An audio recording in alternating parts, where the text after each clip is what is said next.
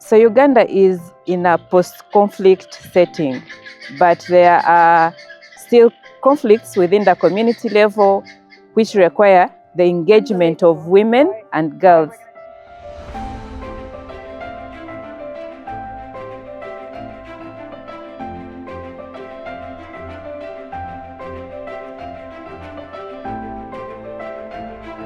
So Uganda has really been at the forefront of localizing the Women, Peace and Security agenda. We are proud to partner with the Ministry of Gender, Labour and Social Development to implement Uganda's third National Action Plan on Women, Peace and Security, but also working with civil society partners at the national level in coordinating what is going on women, peace and security around the country.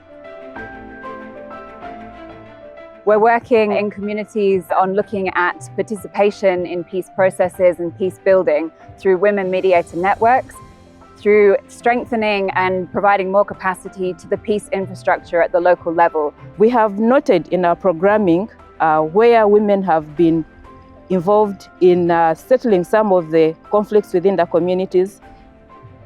There has been a lot of success. We have eradicated most of the conflicts which were affecting our people. When a woman or a man gets something and fail to understand who is his or her partner, they come to us. And we solve the cases there and then. Nowadays, cases end up at our level. They don't go even as far as the CDO. We will train them in peace building. We will train them in gender equality. We will train them in public speaking. We will support them to register their group. We recognize that there is an integral link between women, peace and security and humanitarian action. And here in Uganda, which is the largest refugee hosting country in Africa, it's incredibly important when we're looking at issues of peaceful coexistence that we bring in this women, peace and security angle. Before I've got knowledge in EFA, I was very poor because I can't speak my local language here in Uganda. Life was very difficult. We have learned in Congo, we don't know English. So in 2022, Refugee Law Project come to look for those one who want to learn English. So even me, I was among them. Refugee Law Project give us change to learn English, give us also opportunity to get a job. So to me, being at peace is when I have everything that I feel I need in me. Peace means able to sleep, have money.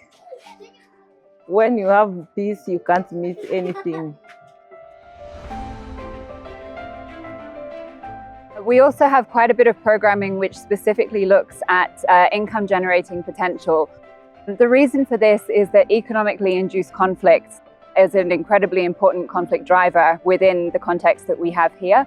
And so by providing women and girls with the skills and the tools to be able to generate their own income and empowering them also to be able, with the financial literacy skills, to be able to sustain their own businesses means that they're in a better position to then provide for their families and also for themselves as independent and empowered women.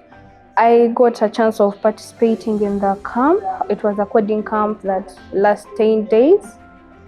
I engaged in several activities like UI, UX designing, web designing, robotics, everything including coding.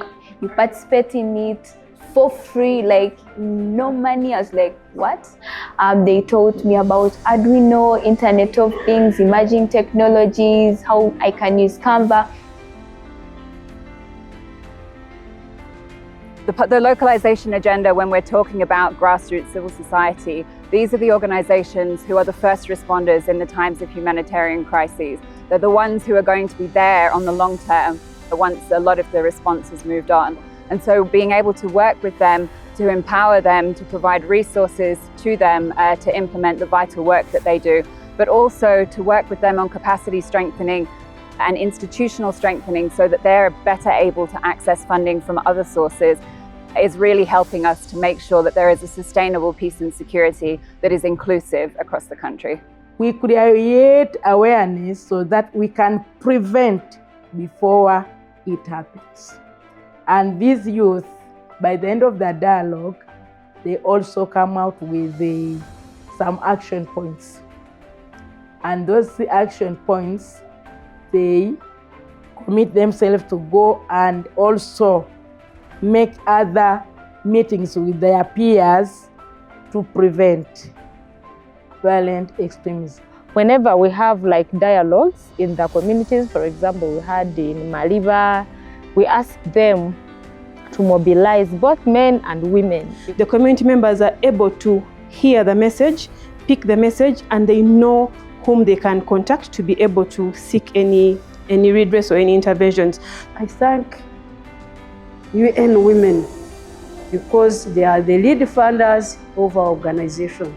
We're really proud here in Uganda that there are now 20 districts across the country who have local action plans on women, peace and security, which really takes the commitments in Resolution 1325 and the rest of the Women, Peace and Security agenda beyond just the national level and what it means in Uganda more broadly, but really to asking the question of what is important from a peace and security perspective for those women and girls who are at the grassroots, in the villages, in the communities, in the sub-counties, in the districts.